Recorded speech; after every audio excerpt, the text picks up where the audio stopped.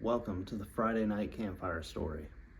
I am Rob, and I'll be your host for this evening. I've been writing short stories for the past few months and decided I wanted to create another avenue to be able to share them with you guys. We'll be posting a new video of another chapter of one of my stories every single Friday night, 9 Eastern, 8 Central, 6 Pacific time. Each of my stories are 4 chapters long, meaning every single week we'll be covering a new chapter and we'll be starting a new story at the first Friday of every single month. I would like to go more in depth about the details and the stories and myself, but I don't want to ramble on for 10 to 15 minutes at the start of the video. I know why you guys are here. You guys are here to hear the story, so we're going to be getting right into that. If you do have any interest in that, please stick around to the end of the video where I'll go more in depth. So, without further ado, this is Hexenshire. Hexenshire is a supernatural thriller set in a small town haunted by darkness that refuses to stay buried. A year after witnessing a horrific event on Halloween 2023, teenager Myers finds himself at the center of a terrifying mystery when shadowy forces begin to target him. Alongside his friends and his crush, Myers must unravel the truth behind the sinister presence stalking them. As the darkness takes hold of those closest to him, Myers must fight to survive before the evil consumes everything. Hexenshire, Chapter 1. Myers found himself once again standing in the middle of Elm Drive, the air thick with the scent of burning leaves and the faint whispers of a cold October wind. The jack-o'-lanterns lining the sidewalks flickered ominously, their card faces leering at him with sinister grins.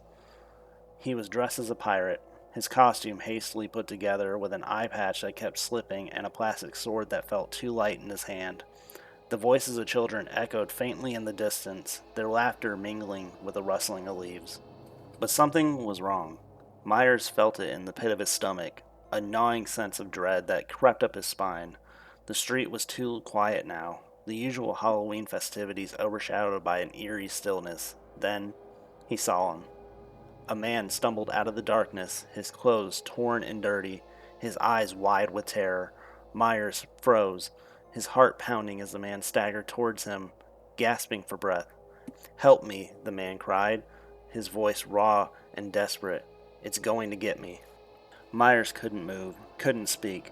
He just stared at this man, his mind racing as he tried to make sense of what was happening. The man's eyes locked onto his, wild and pleading, as if Myers held the key to his salvation. "Please," the man begged, reaching out with a trembling hand. Before Myers could react, the sound of approaching footsteps echoed down the street. Heavy and relentless, the man's face twisted in fear as he turned to see the source of the noise, and then Myers saw his father. Dressed in his police uniform, his father appeared out of the shadow, his face a mask of grim determination. He had his gun drawn, the barrel aimed squarely at the man who now cowered before him. "Dad?" Myers whispered, his voice barely audible. "Step back, son," his father ordered, his voice cold and unyielding, but Myers couldn't move, rooted to the spot by a mixture of fear and confusion. The man turned back to him, his eyes full of terror, and for a moment it felt like time had stopped. "Please," the man to Myers whispered one last time, and then the gunshot. Myers jolted awake, his heart racing, his body drenched in sweat. The echoes of the gunshot still rang in his ears, a cruel reminder of the nightmare that had become his reality. He sat up in his bed, the darkness of his room closing in around him, as the memories of the fateful Halloween night a year ago flooded his mind once more. The morning light filtered through his curtains, casting a pale glow across Myers' room. He lays in his bed for a few moments, staring at the ceiling, trying to shake off the remnants of his dream. But the memory of that night was etched deep in his mind, a scar that refused to heal. With a heavy sigh, he dragged himself out of bed, the cold wooden floorboards creaking underneath his feet as he made his way downstairs. The smell of bacon and eggs greeted him as he entered the kitchen. Jack, his father, stood at the stove, a spatula in hand. He was a tall man, broad-shouldered, with graying hair that was once as dark as Myers. His face was lined with years of worry and long nights on the job, but he still moved with a certain military precision, each action deliberate and efficient. "Morning, kid," Jack said without looking up from the frying pan. "Morning," Myers mumbled, sliding into his chair at the small kitchen table. He watched as his father plated the food and set it in front of him. The sight of the food made his stomach churn. His appetite has been almost non existent since last Halloween. He picked at the bacon with his fork, pushing it around the plate. Jack sat down across from him, his own plate untouched. You need to eat, Myers. You got a long day ahead of you. Myers nodded, but didn't say anything. He could feel his father's eyes on him, waiting for something, some sign that things were okay, that they were still connected, but the distance between them felt like an unbridgeable chasm. Each time Jack tried to reach out, Myers pulled further away, the memory of the night creating a wall that neither of them could break through. Halloween is tomorrow. Are you and your friends going out? Asked his father. No, Dad, Myers said in a snarky tone. Halloween is for babies. I'm 13 now. After a few minutes of silence, Jack sighed and picked up his fork, but the meal passed with little conversation. When Myers finished, he pushed his plate away and stood up. I'm going to catch the bus. All right, Jack replied, his voice tight with the effort of holding back something more. Have a good day, son. Myers grabbed his backpack and headed out the door, the cool morning air biting at his skin. The bus stop was only a block away, and he arrived just as the yellow school bus rumbled down the streets. He climbed on, avoiding the driver's half-hearted greeting, and made his way to an empty seat near the middle. A couple stops later, Jason boarded the bus, tall with a build that hinted at his prowess on the football field. Jason was the kind of guy who could easily hang out with the popular crowd, but despite his athletic reputation, he stuck with his friends he's known since elementary school. Jason slid into the seat beside Myers, giving him a nod. Rough night? Jason asked, noticing the dark circles under Myers' eyes. You can say that, Myers replied, leaning back against his seat. The bus made another stop and Hunter got on. He was older by a couple of years, and that fact had always made him seem cooler and more experienced than the rest of them. He had a rebellious streak, the kind that kept him on edge of trouble but never quite over the line. He was a protector of the group, and always stood up to bullies whenever they would attempt to walk over his friends. Hunter sat across from them, giving Jason a fist bump before turning to Myers. What's up, man? You look like you've seen a ghost. Myers shrugged. Just tired. Hunter raised his eyebrows, but didn't press further. He knew better than not to push any buttons when Myers was in one of his moods. Finally, Frederick joined the group, carefully adjusting his glasses as he squeezed into the seat next to Hunter. Frederick was the brains of the group, always buried in a book or working on some new projects.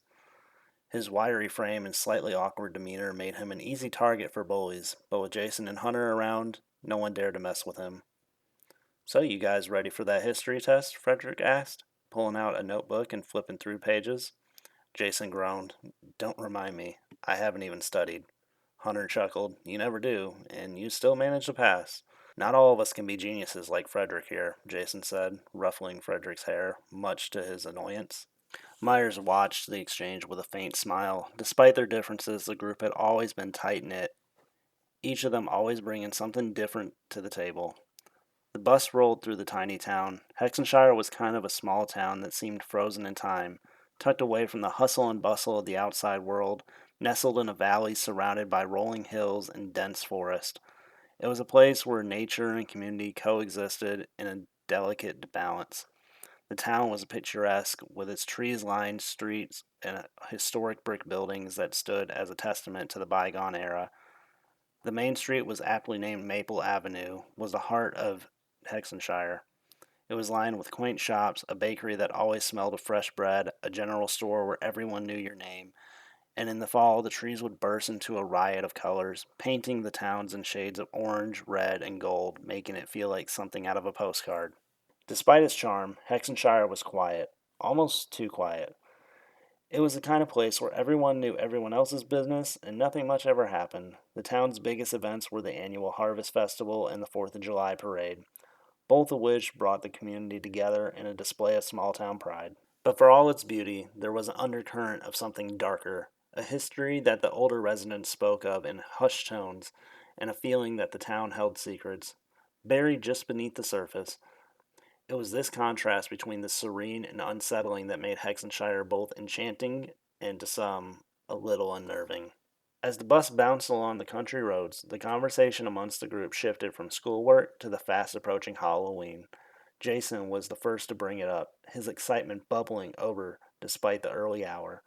So, tomorrow's Halloween, Jason said, leaning forward in his seat. You guys ready to hit up the neighborhood? Last chance for some free candy before we're officially too old. Frederick adjusted his glasses, a skeptical look on his face. Technically, I think we might already be too old.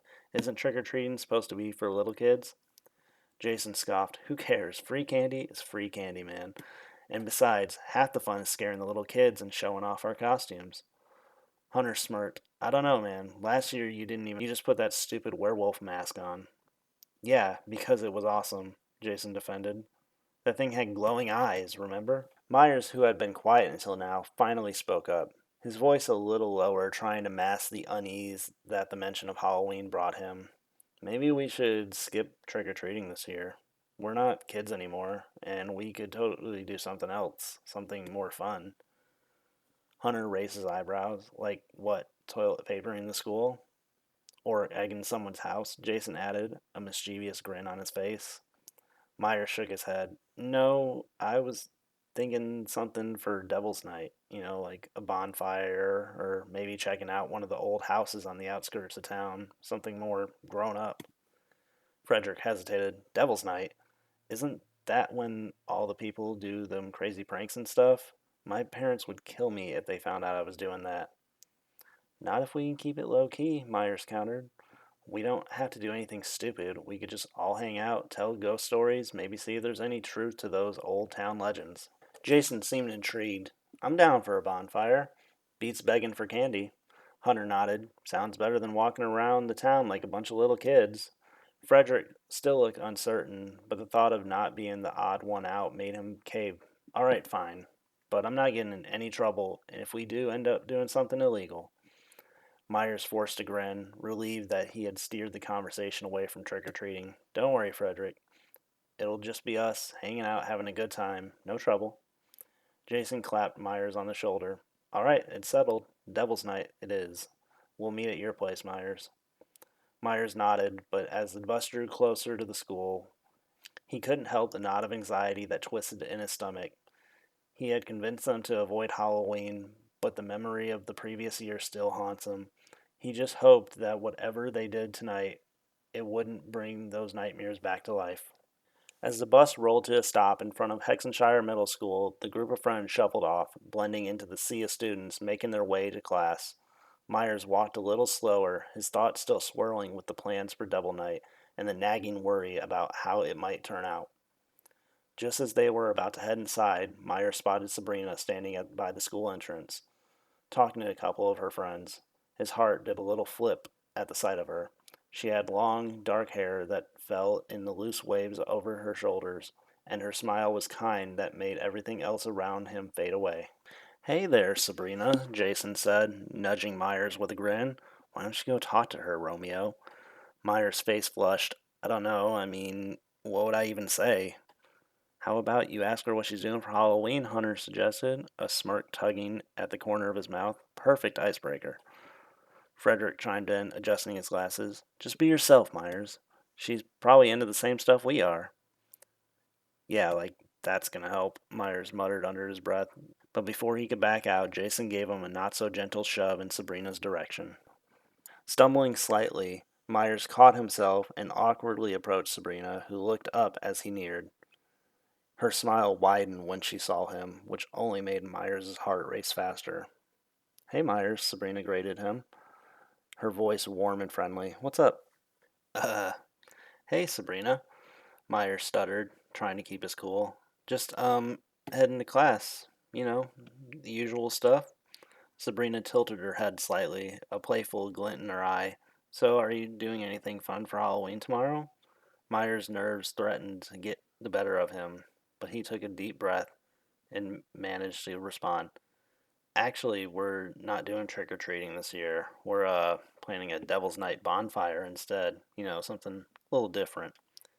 Devil's Night, Sabrina repeated, her eyes raising in a surprise. That sounds interesting. What exactly are you guys planning? Before Myers could answer, Jason, who had sauntered over with the rest of the group, jumped in. We're going to have a bonfire, tell ghost stories. You should totally join us. Sabrina's smile faltered slightly, and she glanced back at Myers. That sounds cool, but isn't Devil's Night when people usually get into trouble? Frederick quickly spoke up, trying to reassure her.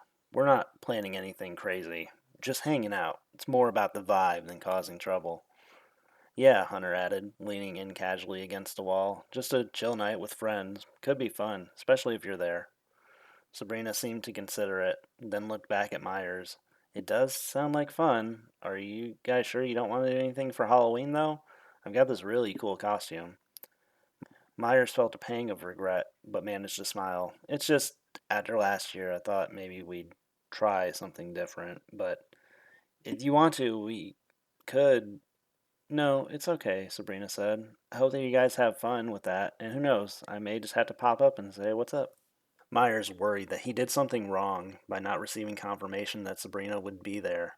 He was assured by Jason that he worked the conversation perfectly and that she was for sure going to show up. The night air was cool and crisp as the flames of the bonfire crackled and danced, casting flickering shadows on the trees that surrounded the small clearing. The group had gathered in a secluded spot just outside of town, where the woods were thick enough to make it feel like they were the only people in the world. But despite the warmth of the fire, Myers couldn't shake the cold knot of worry which had settled in his stomach. Sabrina still hadn't shown up, and it was getting late. He tried to focus on the stories his friends were telling, but his mind kept drifting back to her. What if she decided not to come? Or worse, what if something happened to her?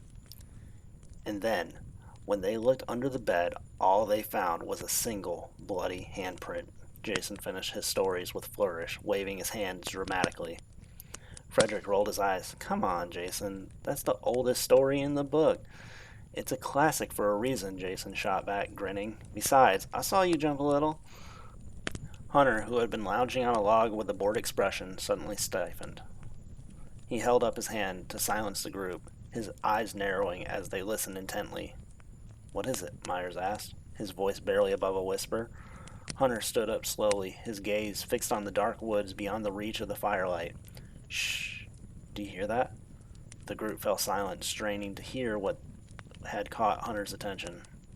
There it was again, a faint rustling sound coming from the bushes beyond. The sound sent a shiver down Myers' spine as he glanced nervously at the others.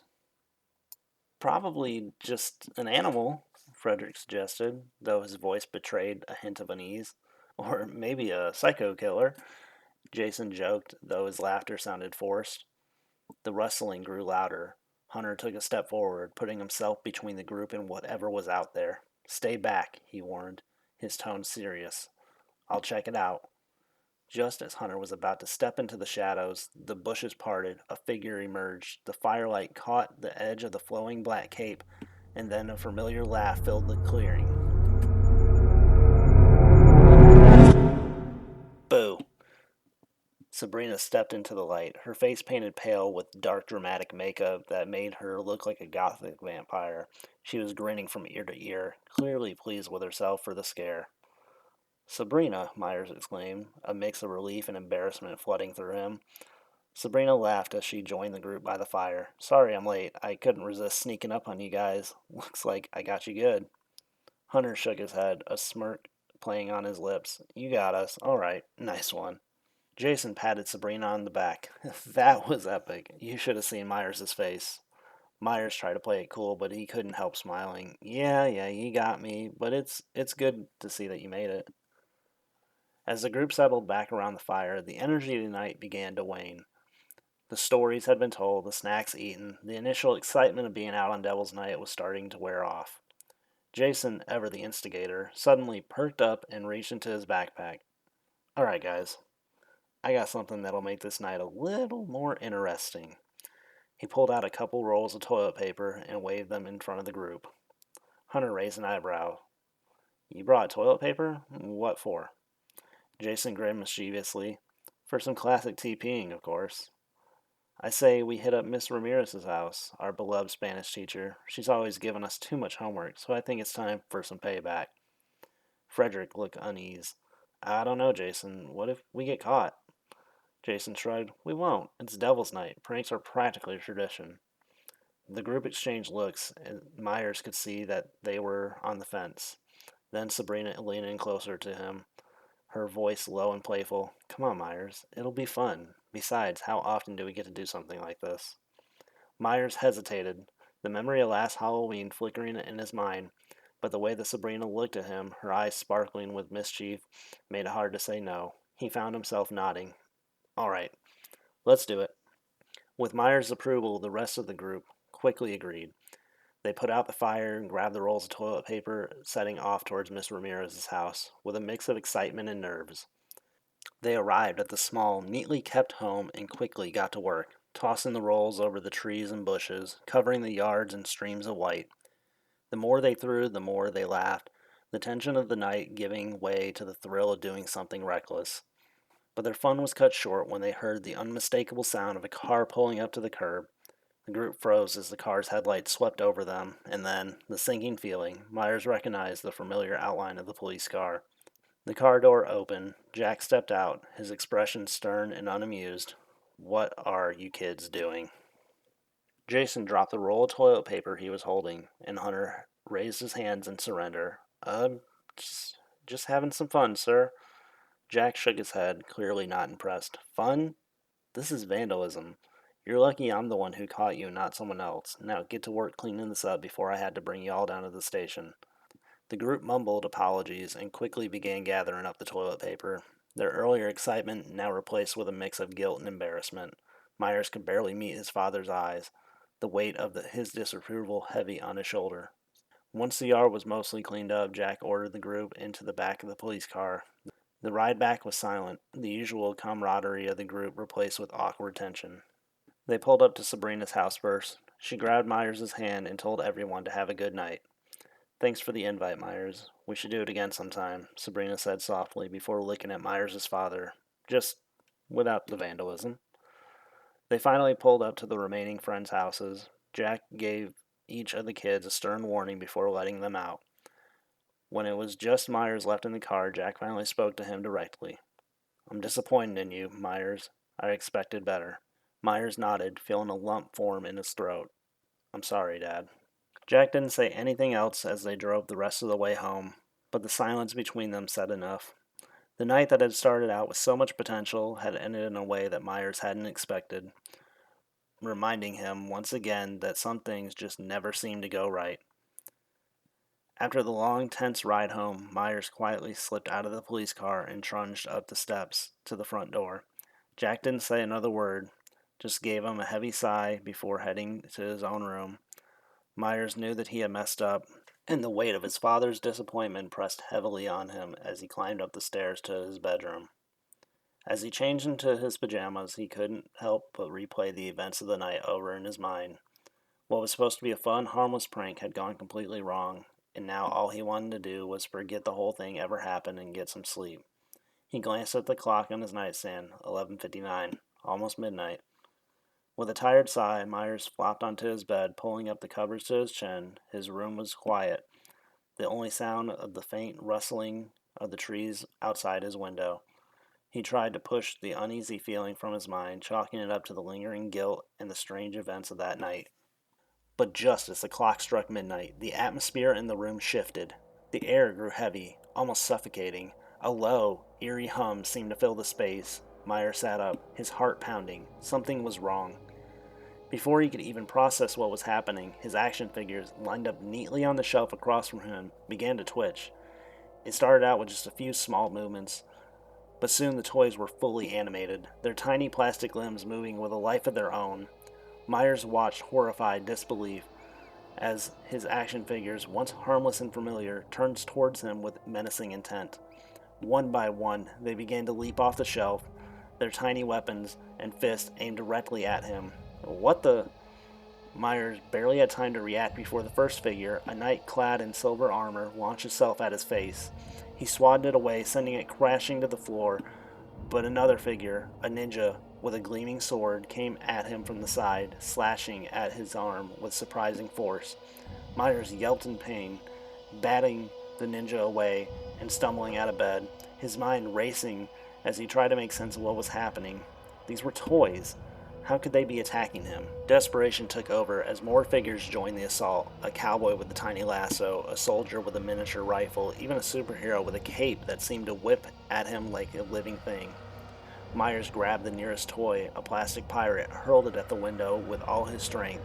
The glass rattled as the toy bounced off the pane, but Myers didn't stop. He grabbed the next one, a robot, and threw it with even more force. These action figures kept coming, relentless in their attacks, but Myers fought back with a mixture of fear and determination. One by one, he snatched them up and hurled them out the window, the tiny invaders clattering to the ground outside. Each throw was a struggle, but eventually the room fell silent as the last toy was tossed out. Panting, Myers slammed the window shut, his heart still racing. He stood there for a moment, hands on the windowsill, trying to calm his breathing. The room was quiet again, but the unease hadn't lifted. If anything, it had deepened. Slowly, Myers turned back towards his bed, hoping that whatever strange force had animated his toys was gone. But just as he did, his eyes were drawn to his closet door. It had been slightly ajar when he went to bed, but now it was open, wider, revealing the darkness within. A shiver ran down his spine as he noticed something, no, someone, standing in the shadows of the closet. A tall, dark figure, its features obscured by the blackness, was slowly emerging. Myers froze, his breath catching in his throat as the figure stepped forward, one deliberate step at a time. The figure moved with an unnatural grace, its presence filling the room with a cold, oppressive dread. Myers wanted to scream, to run, but he was rooted to the spot, unable to tear his eyes away as the figure reached the threshold of the closet. And then, a sudden burst of terrifying speed. The figure charged at him, its shadowy form lunging across the room. Myers let out a scream. The last thing he saw was the darkness enveloping him before everything went black.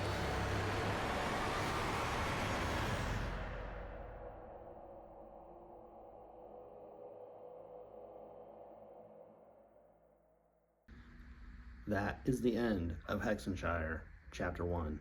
I hope that you guys enjoyed. If you did, please click that like button, subscribe, and comment your favorite part of the video. You may notice that this video still has quite a long time remaining on it. Like I said earlier, I'm going to be going more into depth about who I am, the stories, everything, the series. So if you have no interest in that, then let me do a quick little outro for you guys. Like I said, I hope that you guys did enjoy. We will be back here next Friday, 9 Eastern, 8 Central, 6 Pacific time. So please join us then for that. But for now, I must bid you adieu. Thank you for spending a little bit of time on your Friday evening with me. Well, I think that went pretty well. So anyway, this is a more relaxed version of me. Just kind of, like I said, going over everything about the stories, about myself, being more real, not following a script as much. I just have some bullet points so I stay on target because, I'm a pretty shy guy, and so I'm very soft spoken as well. So if I get a chance to have a microphone, things can go very badly, and we can be here for days. So we're gonna hit the bullet points. So anyway, so again, going off of what I said earlier, I've been writing short stories for about the past 4 months, but I've had ideas for stories since I was about 13 years old, but just had no way of really doing anything with it. I really wanted to make movies was my original intent for it, but just never had the knowledge, didn't have the equipment, didn't have money, didn't have really any way of being able to make these movies. So just kind of sat in the vault that I'll call my brain for a while. I created more ideas for movies in my brain as my life went on, and even when I grew up, I still had even more ideas, but just had no way of like really doing anything. Didn't have time even at this point, or money, or knowledge, anything to be able to actually make movies. And so uh, there was one point when I really tried to make a movie happen.